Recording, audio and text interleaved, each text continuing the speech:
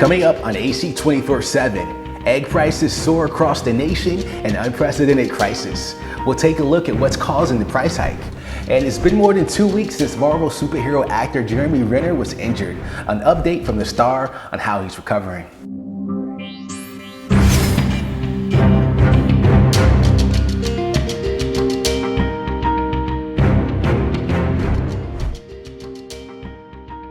Hey there, welcome to another edition of AC 24/7. I'm Lamar Baldwin. Egg prices are way up. Anyone who's been in the grocery store lately can't help but notice how the price for a dozen eggs has skyrocketed. So what's causing the price surge? The Advocate Channel's Vanessa Yurkovich explains. In chilly Palmer, Alaska, the demand for chickens and their eggs is heating up. I was already sold out even before the egg shortage. I was selling everything I had. If you've been to the grocery store recently, you may have noticed fewer eggs and higher prices, up about 11% last month on average from November, up nearly 60% in the last year. $11.49 for a dozen eggs in New York, $10.99 in Hawaii. I think it's ridiculous for it to be that much. The highly pathogenic avian influenza, or avian flu, is largely to blame. Nearly 58 million birds and climbing have died across 47 states in the last year, a result of the deadly virus. Wild birds can carry the disease and spread it to domestic flocks when they migrate. One wild bird coming into their chicken run, and next thing you know, 10 birds, 20 birds, 30 birds, they're just dropping dead. Some states now recommending that all poultry be maintained indoors. Poultry and bird shows canceled, and biosecurity around chickens strictly enforced. The avian flu is serious. Egg Shop, with 2 cafes in New York City, is struggling with prices on their main ingredient. The fall migration of wild birds sent avian flu cases spiking again. We go through 7,000 to 9,000 eggs a week, so it's a significant amount of eggs. And in the last couple of weeks, they've jumped as high as 60%. How have you been able to absorb the high price increases of eggs? Unfortunately, we have raised all of our prices about 10% on our menu items. For some, the increased costs is too much. Baked After Dark Bakery in Nebraska will close its doors this weekend. I think about what our family could afford to pay for a cookie. I take that into consideration. We can't charge $5 a cookie. The ripple effect goes beyond restaurants and bakeries. Take a look around the grocery store. Items that use eggs, like mayonnaise, are up 11.8% in the last year. From the flu to the increases in inflation, all combined together with the shortage, it is a perfect storm. And I definitely have seen the prices shoot up recently. Does that stop you from making the purchase? No, not at all. I'm just buying things to make a chicken cutlet, and you need eggs as the basis for that too. It's one of the reasons why there's no way not to purchase them.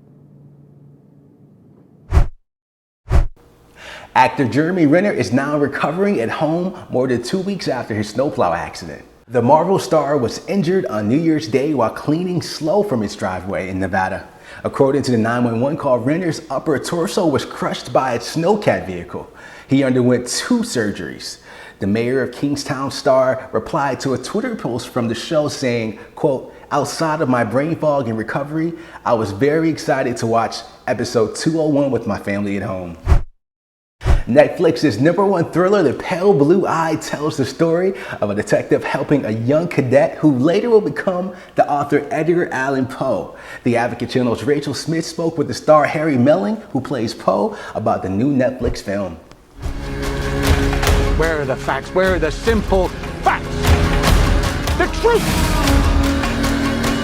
I believe the dead haunt us because we love them too little.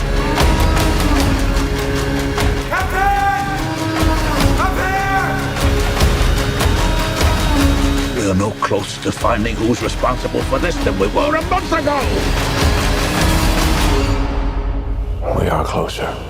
I've got to tell you, watching this movie, you and Christian Bale have some of the most powerful, intense I mean, just captivating scenes I've seen on screen this year. So congratulations. Oh, thank you. That's very kind. Thank you. I mean, my gosh, you guys go toe to toe. The intensity. What an original story to weave these murders into an origin story, basically, for this famed poet. I mean, when you got this idea and got this script, you're like, how creative? Yeah, I loved it. I loved the fusion between historical fact. Like, we know Poe was there in the 1830s, that was true, but also weaving this narrative, this thriller element against this Gothic landscape. I just thought it was such an exciting proposition. And again, looking at this father and son relationship between Poe and Landor, but also looking at who was Poe before he became this, darker, gloomier, more somber character that we always associate when we say the name Edgar Allan Poe to. So there were so many things going on with this movie that really excited me. Another cadet is missing. Poe, I need you to discreetly infiltrate the cadets. What is this? Blood, symbols, rituals. It really is so refreshingly unique. At first, it kind of feels a little familiar in like that time period, and then it goes in so many different directions. It really holds your interest. And you and Christian together, I mean, what was it like working with him? Because again, you just were right there. You two together were like magic, acting magic. Basically. Oh, thanks. Well, Christian is the most generous, the most giving, the most alive actor. If he had a superpower, and I don't like using that word, but I just have. But if he did have a superpower, it would be his ability to literally bring you into the scene, and just to lift you up to his, his place where he, his genius, his greatness, whatever you want to call it. And it was that experience from start to finish, just feeling elevated by having to share this relationship with him and these scenes with him. So it was a truly special shooting time for me.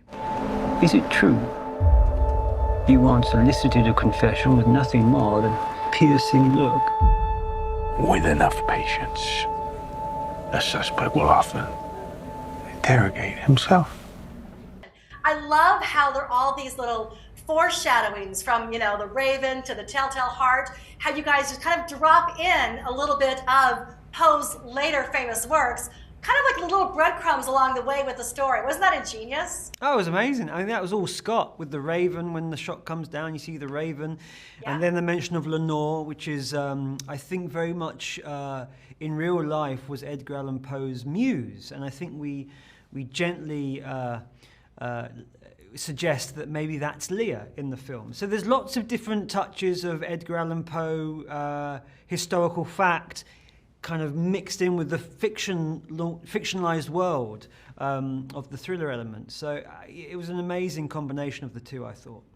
I mean, listen, I love all the Avengers and all the superhero movies, but it's so exciting to take these real life, literary heroes who knew we needed an origin story in a way we could use a real life person in such a creative way. So in a sense, it is a superpower to tell these stories in this way. Absolutely, yeah.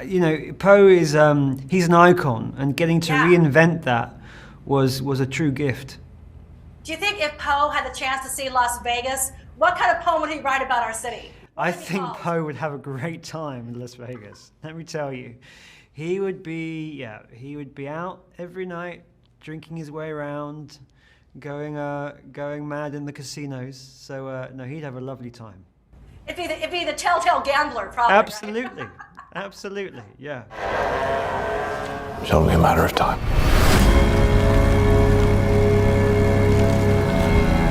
TV host James Vaughn and actor Jonathan Bennett are quite the dynamic duo. You can't help but love this couple. Between their prolific portfolio of work, their commitment to serving the LGBTQ+ community, our sister brand Out Traveler recognizes them on the newest cover of Out Traveler.